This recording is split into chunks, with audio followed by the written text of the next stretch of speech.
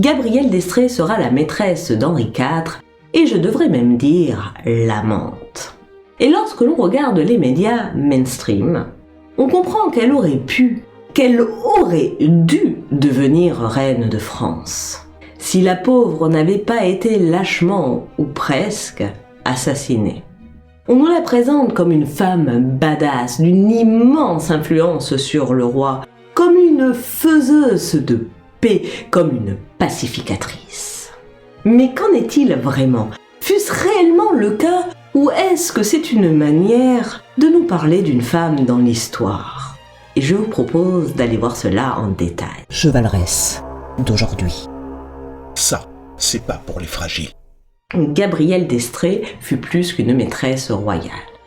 Elle a effectivement joué un rôle important dans la vie d'Henri IV, mais lequel ? Elle est née en 1573 et vers l'âge de 12 ans, sa mère l'abandonne pour aller s'installer chez son amant, en Auvergne. Bon, sa mère était connue pour ses mœurs légères. Et cela impactera un tantinet la réputation de sa famille. Cependant, comme elle est de bonne noblesse, sportive et qu'en plus elle monte à califourchon, blonde, pâle, réservée et jeune, c'est-à-dire qu'elle répond aux critères de beauté de l'époque, a priori lui trouver un mari ne sera pas trop compliqué. Et d'ailleurs, on lui en a plus ou moins trouvé un. Roger de Bellegarde, un beau jeune homme de 28 ans, un des favoris de Henri IV. Et puis comme c'est bien la fille de sa mère, il semble que la relation ne soit pas tout à fait platonique. Le début de la relation. Pendant le siège de Paris, Bellegarde se dit « Tiens, et si je présentais ma maîtresse à mon roi, Henri IV ?» Alors, quand on sait qu'Henri IV se tapait tout ce qui bouge, on se demande ce qui lui est passé par la tête. Mais bon, quoi qu'il en soit, ils vont à Queuvre. Gabrielle y rencontre le roi de France, Henri IV, et Gabrielle s'en fout. Elle n'a Dieu que pour Bellegarde. Et le roi, lui, il n'a Dieu que pour Gabrielle. Il veut Gabrielle, mais Gabrielle refuse. Enfin, Gabrielle refuse, mais sa famille à Gabrielle, elle voit très bien l'intérêt de cette liaison. Et elle le voit d'autant mieux quand Henri IV nomme le 10 avril 1591 gouverneur de la ville de Chartres, ville qu'il vient de reconquérir, l'oncle de Gabrielle.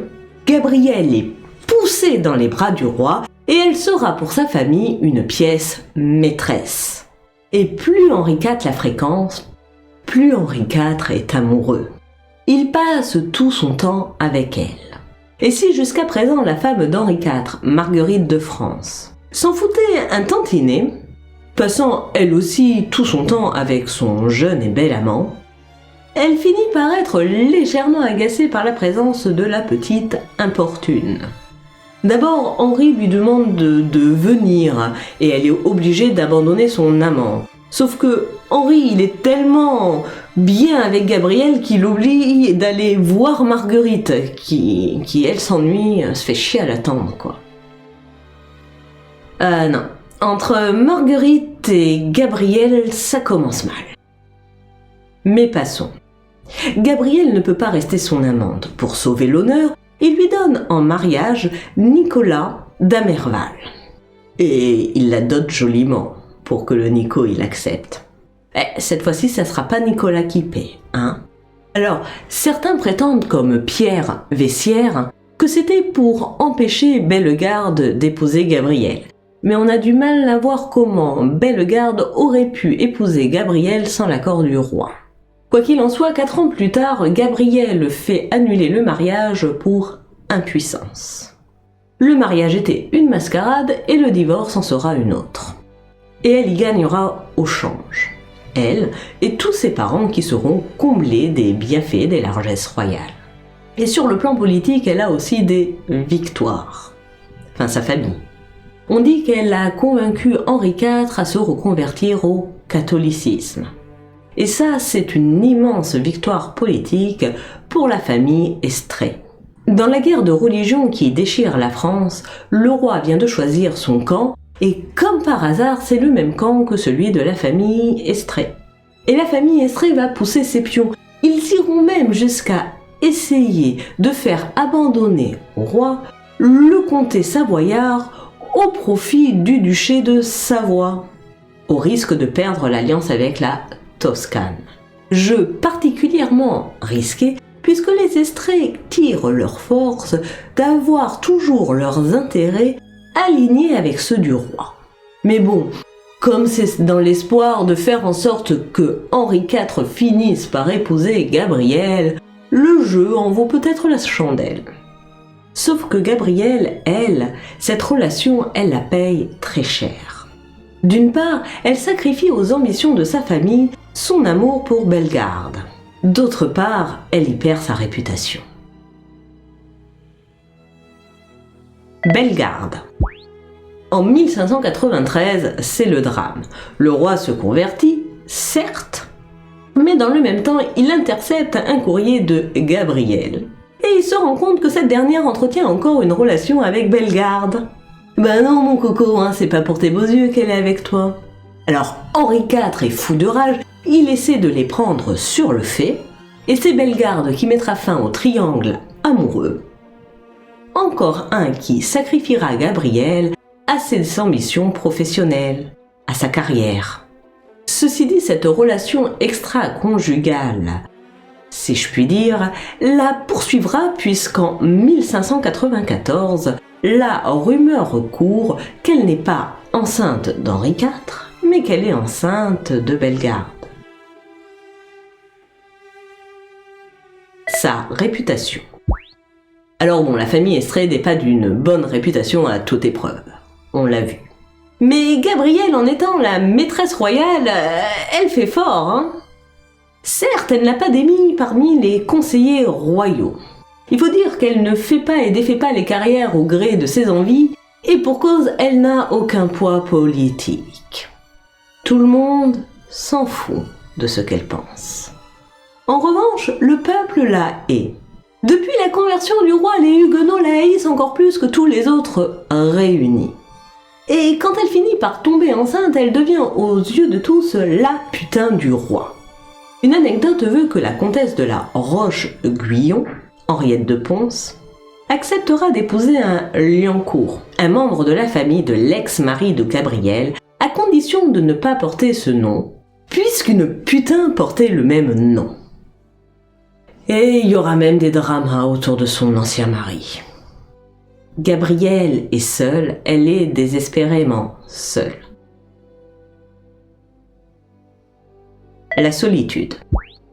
Et à y regarder de plus près, le couple Gabrielle d'Estrée et Henri IV, ces deux extrêmes solitudes. Alors, la solitude des rois, c'est presque institutionnel. Henri IV essuie plusieurs tentatives de meurtre, et les intrigues politiques sont partout. Mais en faisant d'elle, de Gabrielle, sa confidente et sa complice, il l'a entraînée avec lui dans l'abysse de la solitude. Et elle finit par s'attacher à Henri IV comme un mollusque s'accroche à son roc à marée basse. Parfois, elle feint même d'être malade pour qu'il vienne la voir. Elle a un rôle d'épouse qui élève les enfants plus que d'amante. Alors ça nous paraît naturel aujourd'hui. Mais à l'époque, ce modèle de famille mononucléaire, le bonheur conjugal, tout ci, tout ça, c'est du nouveau. Henri et Gabrielle seront des précurseurs, et s'ils s'appelaient à Henri, pas dit que ce soit tout à fait la vie auquel aspirait Gabrielle. Et toute sa vie va s'articuler autour de ses enfants. En 1594, elle accouche de César. Henri IV est enfin au comble du bonheur, il a enfin un héritier mâle. Sauf que c'est un bâtard. Alors oui, il faudrait qu'il se calme le pépère, mais ce n'est pas du tout ce qu'il va faire. Il voudrait divorcer de Marguerite de France afin d'épouser Gabrielle d'Estrée et de faire de César son héritier légitime. Alors là, le mec il déraille, il est roi de France. Il peut pas divorcer pour se marier avec quelqu'un qui est absolument incapable d'apporter une dot. Surtout au vu du déficit des finances françaises. Et c'est plus ou moins ce que pense Marguerite qui, elle, refuse le divorce et lui dit d'aller se faire foutre. Et elle a raison. Le peuple partage cette opinion, Henri renonce. Gabrielle sera faite duchesse de Beaufort dans le but de transmettre le titre à César. Et il fait de son fils un pair de France. La vie continue. En 1597, Gabrielle accouche d'une fille. Henri IV l'a fait baptiser comme une princesse de sang. La sœur d'Henri IV, dont je vous ai déjà parlé, refuse d'être la marraine parce qu'il faut pas déconner, c'est une bâtarde. Et des placards apparaissent partout pour dénoncer la mauvaise influence de Gabrielle. Alors, des placards, c'est des petites affiches, souvent médisantes, que l'on affiche partout pour que tout le monde soit au courant. C'est un peu comme nos tweets aujourd'hui. Passons. Gabrielle a un troisième enfant, Alexandre. Et dans la tête d'Henri IV revient l'idée d'épouser Gabrielle. Et c'est aussi comme ça que germe dans la tête des médias mainstream qu'elle était presque reine. Le presque mariage. Alors ce n'est pas un secret, le couple Henri IV-Marguerite, c'est un échec.